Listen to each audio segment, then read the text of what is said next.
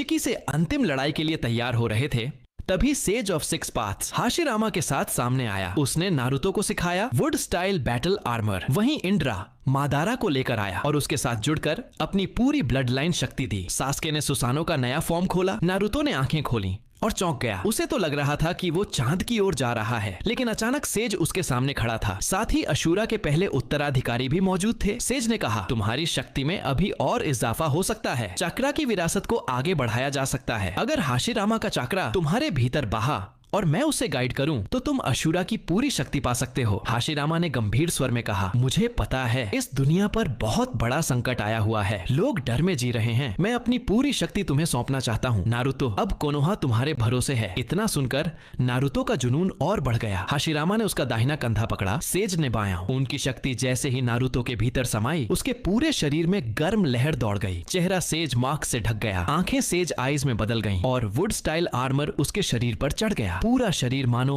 अद्भुत शक्ति से भर गया। एक विशाल वुडन ड्रैगन उसके चारों ओर लिपट गया। यह था पूर्ण शक्ति वाला नारुतो। दूसरी ओर इंड्रा और मादारा ने भी अपनी शक्ति सास्के को सौंप दी ताकि वे अपनी पिछली गलतियों का प्रायश्चित कर सकें। इंड्रा का रूप धीरे धीरे धुंधला हो गया और सास्के ने उनकी शक्ति विरासत में ले ली। उसकी ब्लड लाइन पूरी तरह जाग उठी और उसका सुसानो बैटल आर्मर सामने आया। जैसे ही वह प्रकट हुआ, पूरी धरती हिल उठी। अब दोनों ओर से नारुतो और सास्के जब